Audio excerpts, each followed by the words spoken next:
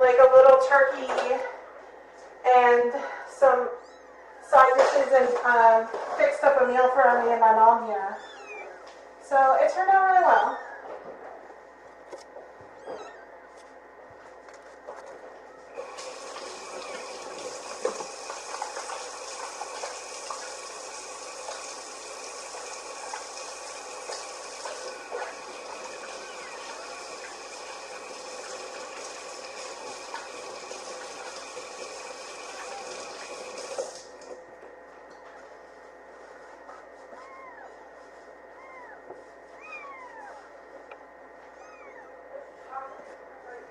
I keep hearing that.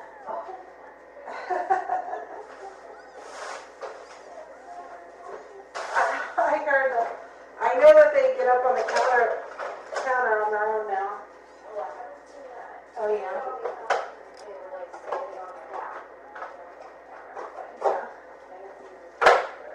Yeah, they can jump from the floor to the counters.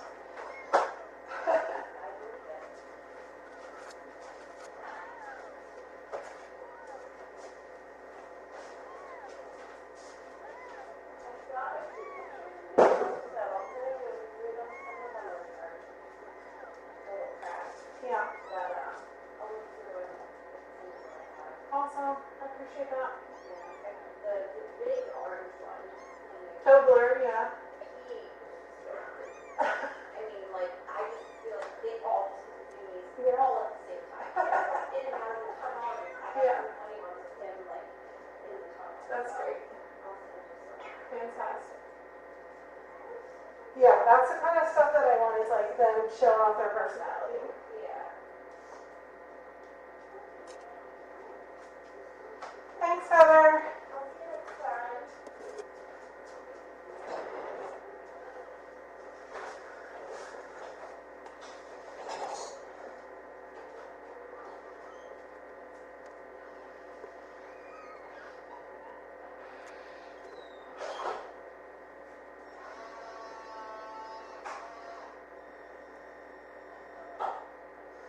Okay, sorry, I wanted to wait for the snuggler to leave. Alright, guys. Alright, you know it's serious when I turn the cam on me. Alright, so bad news. They tested positive for panleukopenia.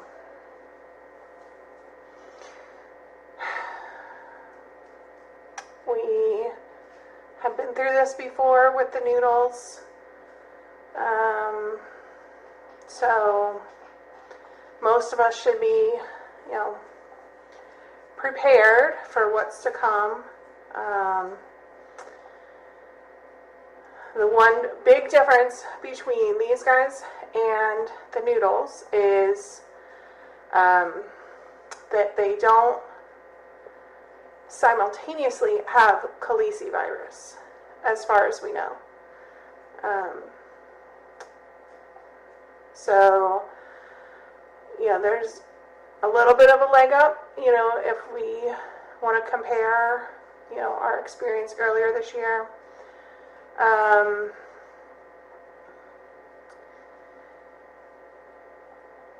They all had normal temperatures. Nobody's running a fever. No one is too low of a temperature. So that everyone was right on point for a kitten temp. They've mostly been doing really well with their appetites. The vet office actually gave me some formula to feed them at the vet because we were taking so long there, and they were very clearly hungry. So I was able to feed them there, and they were all very hungry. They all wanted to eat. So even though they might skip a meal here or there, overall, the fact that they seem to have pretty healthy appetites is a good sign. They all have been active so far. None of them have been lethargic. The vet took a CBC, a quick CBC count on Panda, and blood sugar is right where it should be. I'm not blood sugar, white blood cells. And what that shows, he didn't do it for all of them because he really didn't want to pull blood from all of them. But what that shows, at least in Panda, and presumably the rest of them, is that that they have so far a good immune system that's working. If the white blood cells were at 0, for instance, sometimes you would see that with panleuk, and that would mean, that they really don't have much of an immune system to fight the virus. But their white blood cells were at a good value, which means that they do have an immune system that's fighting. So that's good news. Bad news is they have severe diarrhea. It is just pouring out of them at this point. Liquid diarrhea. That means, they could become dehydrated very easily and quickly. They might not be getting the nutrients from their formula that they need to get if it's passing through their bodies too quickly. And so, diarrhea, especially in a week-old kitten, is very dangerous. So, that's sort of the one glaringly bad thing that they have going for them. But I am optimistic. I feel much more hopeful than I did when the noodles were diagnosed. The noodles were, much worse off than these guys, especially activity and appetite.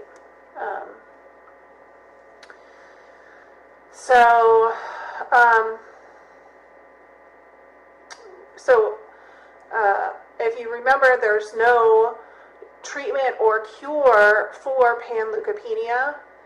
It's a virus. There's no medicine, and there's no treatment that will cure it. And so the only thing that will get rid of the virus is time. Their body needs to just naturally fight, and the virus needs to work through their system. It typically takes around 10 to 14 days before you can kind of breathe a sigh of relief and feel like they're through the worst of it. So I'm going to consider this day 1. Even though they've had diarrhea for a couple of days, I'm going to count this as day 1, the day that they were diagnosed. And so for the next 10 to 14 days, it's going to be intense and critical for them. So we were at the vet for a while because their doctor, Dr. Josh,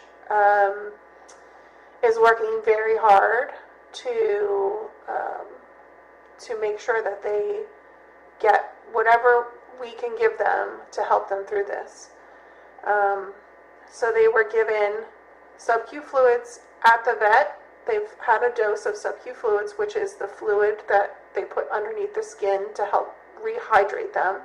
So that helps when I said that they can get dehydrated from the diarrhea. That will help to rehydrate them. And I was sent home with enough sub-Q fluids to continue giving that to them here at home on a regular basis. So they'll get sub-Q fluids. They were sent home with antibiotics, which is often given because when their immune system is so low and they're fighting this virus, sometimes secondary infections can pop up. So, pneumonia is a risk. Upper respiratory is a risk. So, hopefully, by having them on these antibiotics, we can try to keep any other bacterial infection at bay. Third, they're on Sanimeds, metronidazole, the one that makes them foam up at the mouth. That is a strong antibiotic that's used for diarrhea. It's used for several different parasites, but as a general overall, when you have diarrhea of some kind of intestinal origin, metronidazole can help combat that.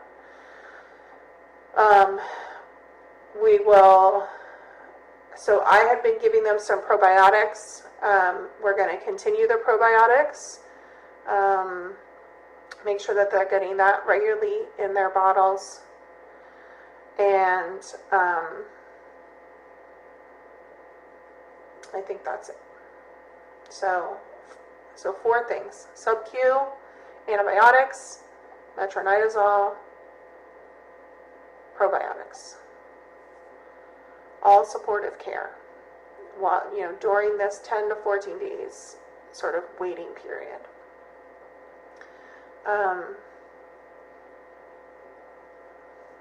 Most of what I'm doing at home is what they would do if they were hospitalized. If they were hospitalized, if they were bigger and hospitalized, they would give them a catheter and or an IV, and they would give them IV antibiotics, IV medication, which is, of course, stronger and quicker acting than oral medication. So they could be better supported if they were on an IV. Unfortunately, they're so small that trying to place an IV in their vein is just impossible. It is possible, if you were around with the stories, to place a catheter in their bone, which is what, why am I blanking on her name? It's right there. It's right at the tip of my tongue. Starts with a C. You know who it is. You know who it is. Tell me who it is in chat. Charlotte. Charlotte was hospitalized, was too small for an IV. They couldn't get it in her, and they placed the catheter in her bone. Remember, that did have side effects. Her leg swelled up after they removed the catheter, and she actually ended up with permanent damage to some of her toes. But it was worth it because it saved her life. So I'm saying that because we're going to try this in-home support. There's a lot that we're going to do to try to keep them on the right track and get them through this 10 to 14 days. We have a lot in our pocket here. But if any of them start to take a turn, become lethargic, stop eating, start vomiting, any of those 3 things, then Dr. Josh wants me to contact him. Right away, he said, I'll squeeze you in whatever day that you call, I'll squeeze you in and to see them, because it's possible that we might hospitalize a kitten at that point if they get to that point. Then it will be worth maybe trying to get a catheter in their bone. So we still have, some things in our pocket, but we're going to just hope that the care at home, that, that's all we need and we can get through it. And all 4 survive and make it to the other side. That's our goal.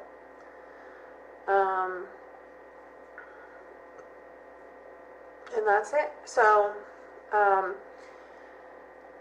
I think I might turn off the cam at some point. I just feel like it might be harder for some people to take breaks when the cam is on all the time, and I just don't want people to, like, you know, lose sleep watching them and fretting over, you know, trying to keep their eye on them at all times. So I think at some point I'm going to turn the cam off. I'm going to keep it on for the rest of today, and at least into tonight. Like, I'll show them on cam bottle feeding at least one more time today. But just know that if you can't find the cam, you know, if you come to check in and you can't find the cam, it doesn't mean that something bad has happened. It's just kind of a proactive thing where I might just shut down the cam just so that there's not a lot of,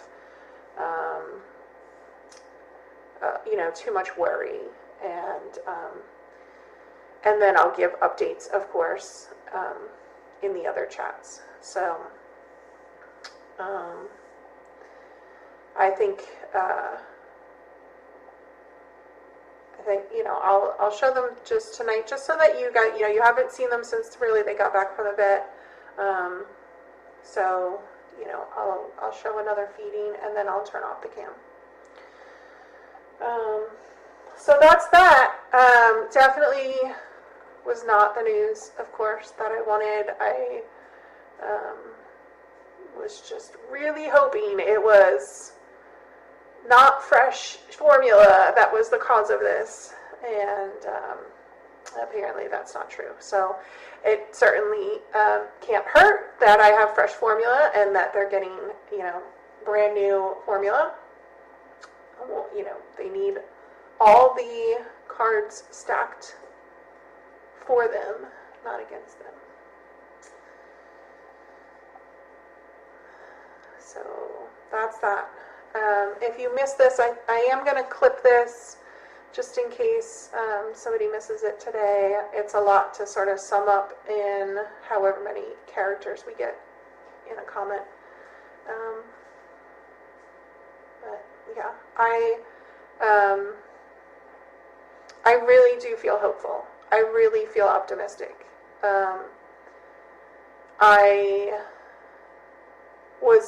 Honestly, I was surprised that they were positive, you know, because of their activity levels. I was surprised. So let's hope that they continue to do well and just keep eating. That's our main thing. We need them to keep eating.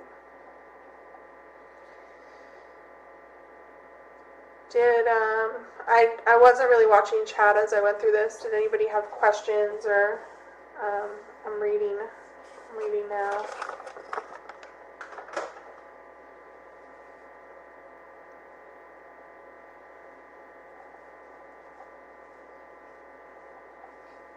Hi, Tink.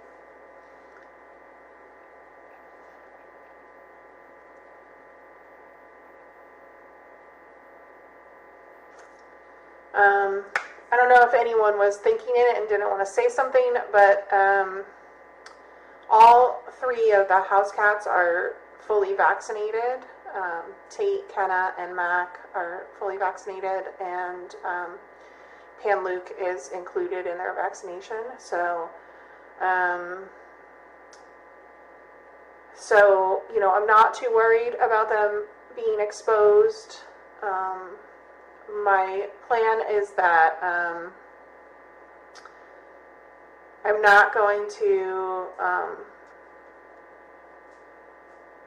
I'm going to try to avoid the kitten room if possible. So I was doing night meds in there. I'm going to stop doing night meds. I'm going to have the snugglers do night meds.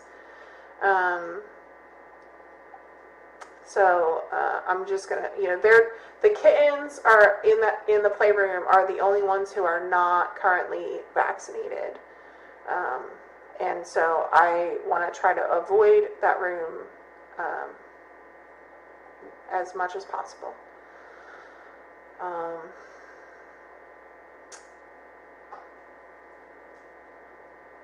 It's transmitted through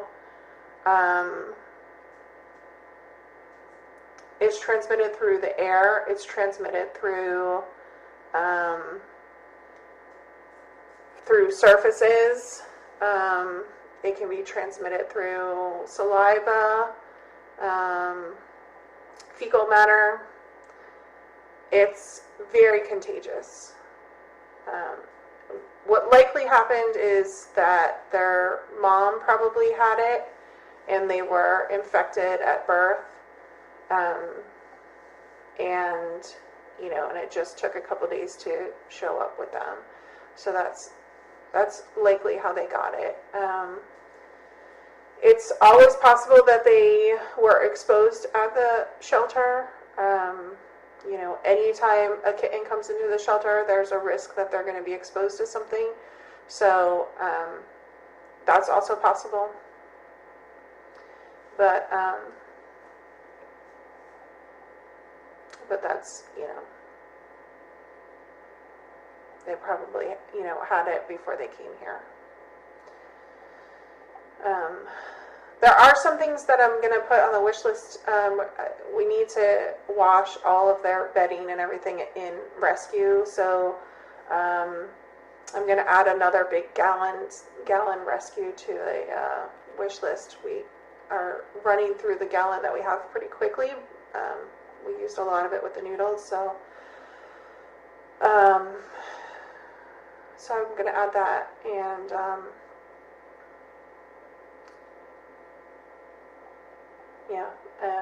I'll think about if there's anything else I need. But the good news is there wasn't a lot that they have touched.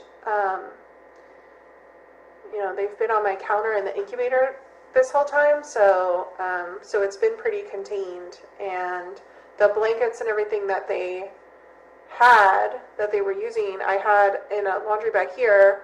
Gma washed it and then brought the clean stuff right back here in the kitchen for me to reuse. So anything that they've touched is contained within this kitchen. So that's that's good that there's not a lot that we would need to get rid of and replace due to sanitation.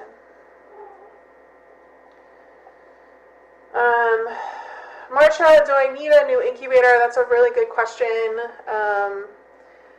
I am definitely worried about it. I think we're going to cross that bridge when we come to it. I think it's a possibility. I don't know how. I don't know. I worry that I don't think it happened, but I still worry that it was contaminated in some way and they picked it up from that. I don't believe that that's the case, but I'm feeling paranoid about it. So we'll see when we get to that point. What else? Thanks everyone for your support.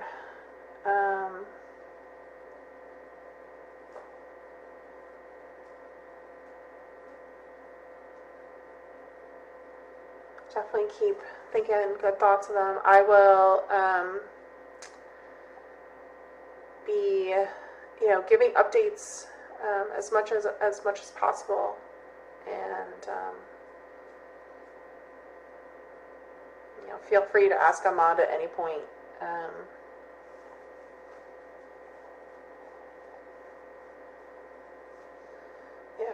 if you want an update. We'll make sure that that the mods are on top of things with that. All right, what time is it? 3:42. Okay, I think. Let's see. What time did I get back?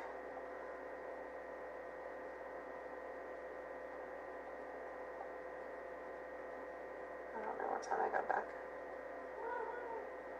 What time did I put that bottle in? I think it was like 3:15.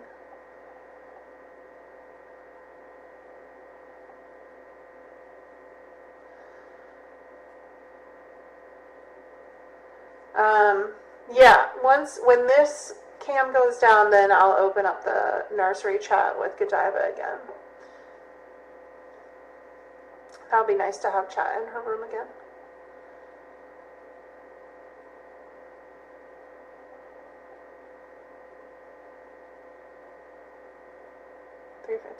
All right, so this bottle's ready. All right, let me grab the bottle and then I'll feed them.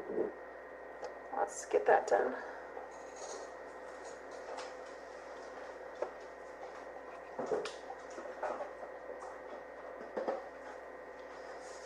I gotta get some more baby wipes. They use them up with their poops.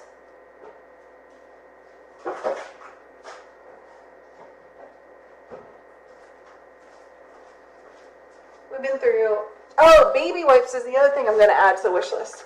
We've been through 2 packs already since they arrived.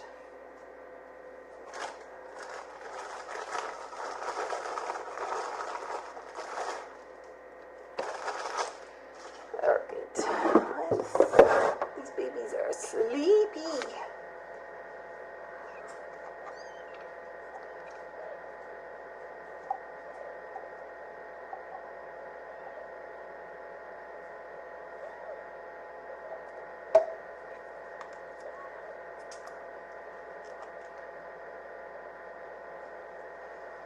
All right, babies.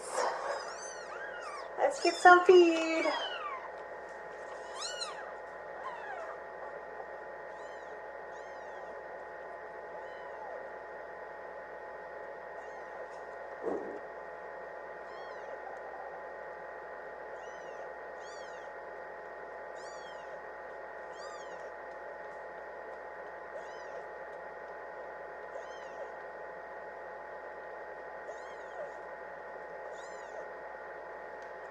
Skunk, 7 mils.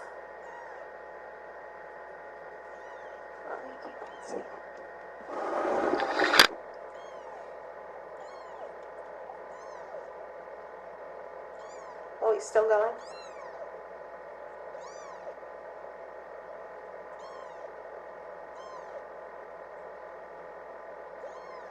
This is what we want to see. Good appetites.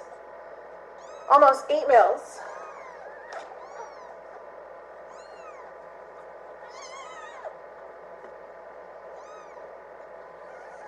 I think what I'm going to do too, I'm going to get some gloves and start feeding them using gloves just to reduce the risk of contamination.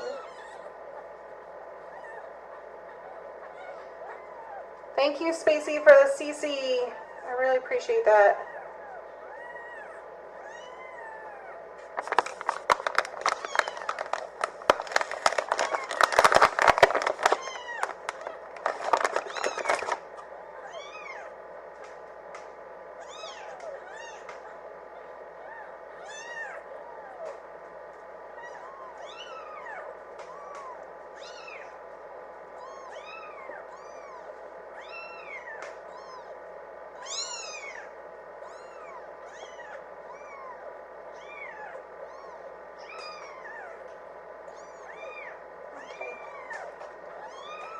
All right, good start, Skunk. Good start.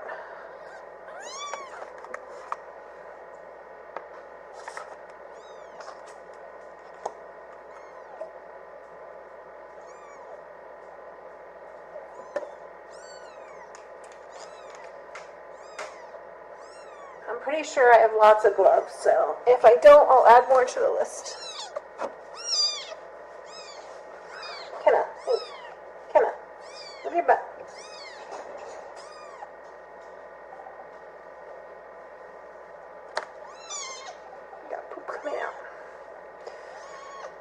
So at least we have an answer as to why their poop just keeps running out of them. I mean, I don't want them to have panleuk, but it is in some way a relief to have an answer.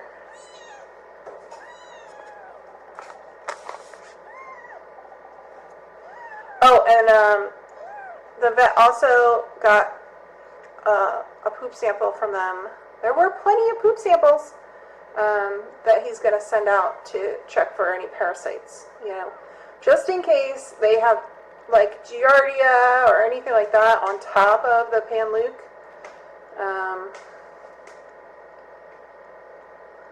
We'll find out. So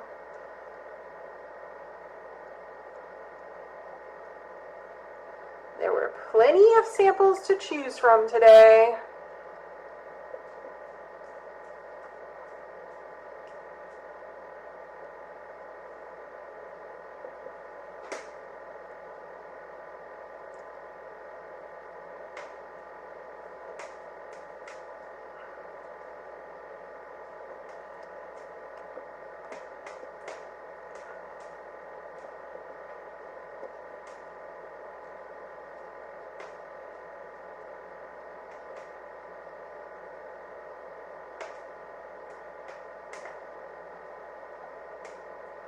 Are you still eating? My goodness.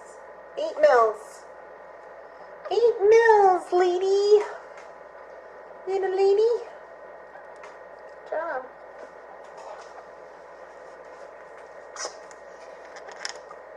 Their appetites are good, and that is what we need to keep up. Oops. Keep up these good appetites.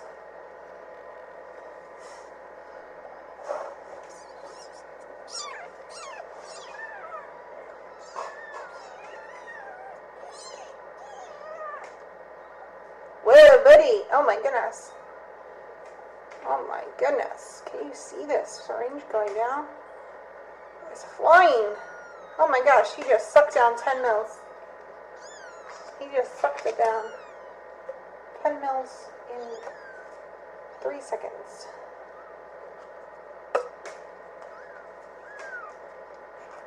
Whew! See, this is why I feel optimistic. This energy level. And he wants more.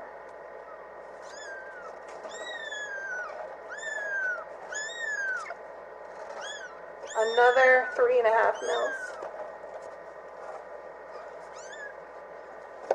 Wow.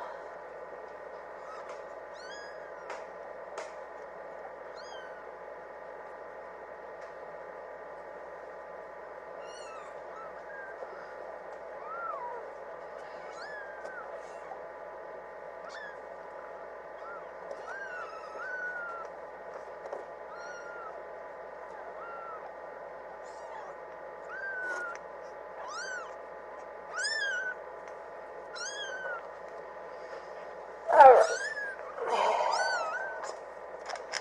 And Badger's last. Badger's last. Oh, he just jumped out of the incubator.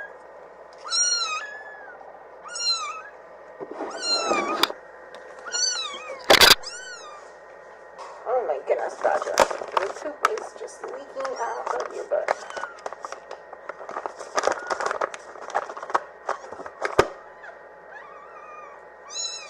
I don't want it on your food.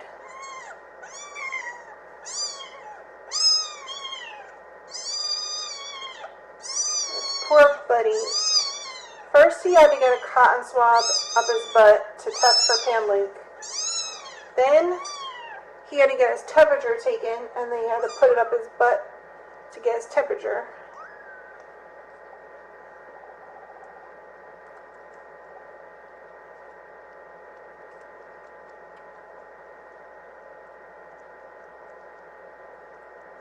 Awesome appetite. Wow, look at you go.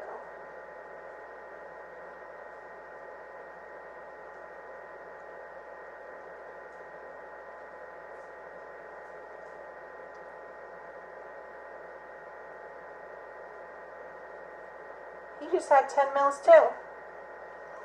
Wow, buddy.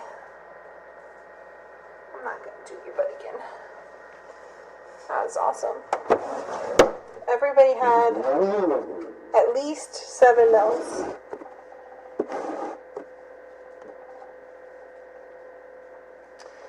That was awesome. All right. Good sign. Good sign.